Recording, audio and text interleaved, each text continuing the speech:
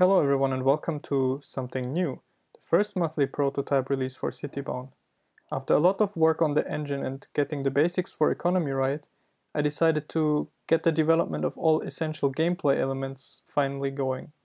To provide us with a rhythm for that and a clear workflow for me, I decided to start doing monthly prototype releases. So for each month I will choose one main topic to focus on, and by roughly the end of the month, I will have a new prototype ready for you, which will contain all the new changes from this topic and maybe some more small things. Once it's ready, I will make a short video like this one, where I give you a quick overview of the new prototype. So for October, I called my topic Grocery World. I wanted to get a really minimal working example of the economy going to show you what my new systems look like in the game world and to have a nice base for all further development. So let's hop in and take a look what that would look like in game. Let me start by first building some roads for a small village. Let's build maybe one main road like this, another main one like this. Make sure that there's lots of cross connections so cars can travel all the way around. Starting to look a little bit like a basketball here. Let's see, maybe one more road here.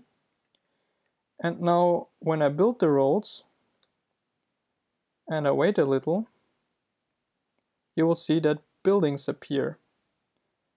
Buildings of different kinds and cars start going around. And these cars which you see here are already actual inhabitants which are traveling from building to building, starting with their first tasks of the day. We can see here, it's a little small, but the current time is like 8 a.m. right now in the game, and people are going about their morning routine. We can click on one of these buildings and see here that a family lives there and that they have both shared resources like groceries and money, as well as individual resources for each family member that are more like psychological resources or physiological resources like satiety and awakeness. It's really important in this economic simulation that people balance both their personal needs as well as collaborate together to meet the needs of the household. So if we see what these three people are doing, two of them are actually earning money and one of them is getting groceries. Where can they do both of that? At these gray buildings here, which are grocery shops. We can see that this grocery shop already sold some groceries and made some money and probably employs some people. Let's pick one family and follow them further throughout their day. Here, one of them is working, another one just started working as one, and another one is getting groceries.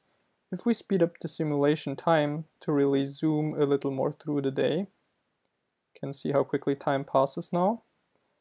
You will see that around the evening, all of these people are starting to get really tired, and they will try,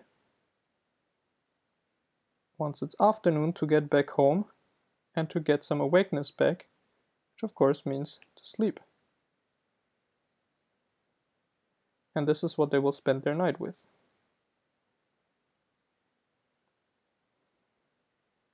You can see that by around midnight it's already pretty quiet in the city. Everyone is sleeping. But once it gets morning, people will try to solve the problems of their family again.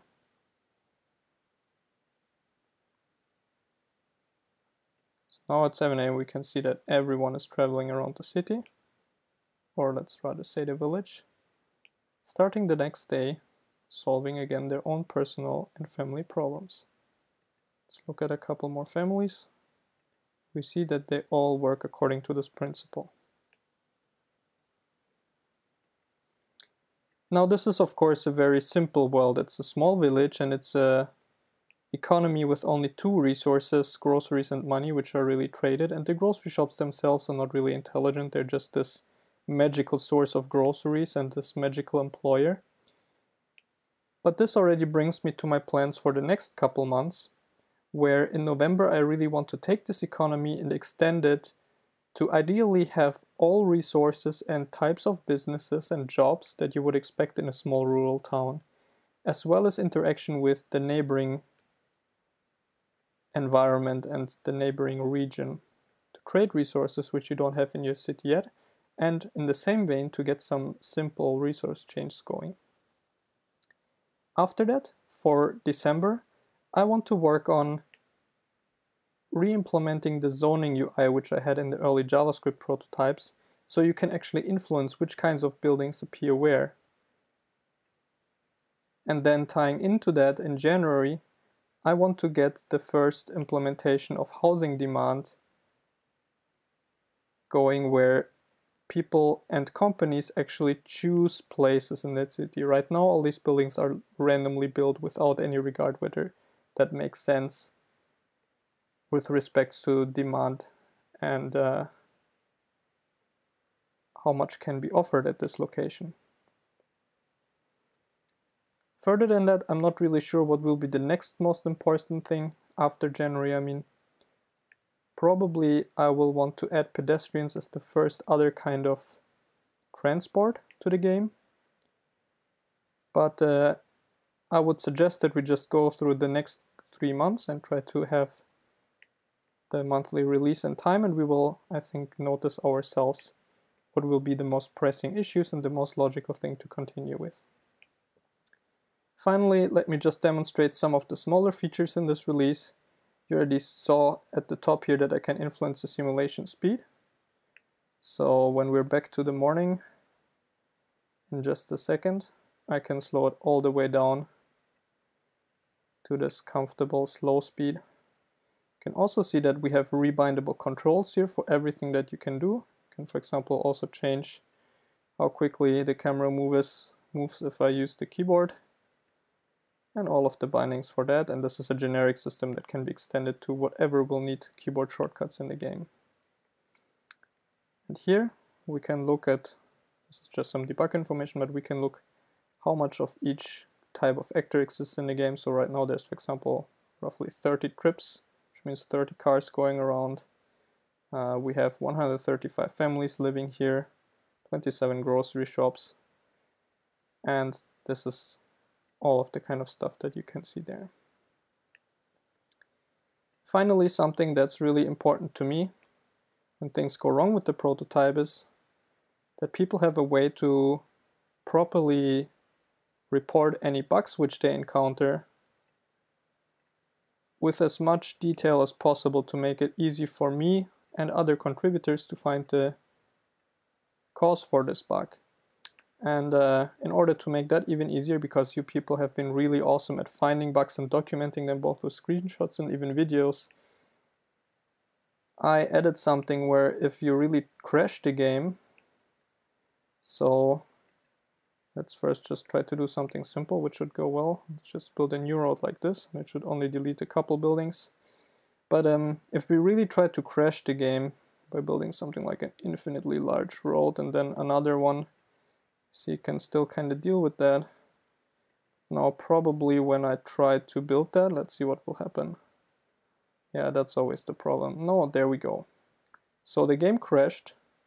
We can see here that it has this problem, and it opened automatically for me this text editor containing all the detailed information which I and other developers will understand, which will help us to hunt down the bug if you report it to us.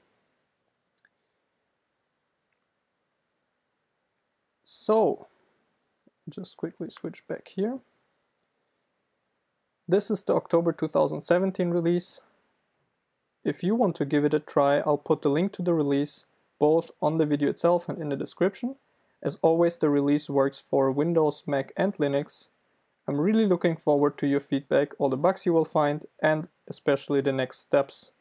And regarding the next steps, I will be doing a small personal hackathon weekend starting tomorrow, including some live streams, because I really want to get a head start for the work for the next month. So check out the blog post that belongs to this video for details. It's linked in the description if you're not watching the video from there already. I hope that you like this new thing of monthly releases. I hope that you will like the first one and all the following ones. It's been a pleasure to be able to present this to you. I hope to see you all soon, ideally tomorrow. Take care, bye bye.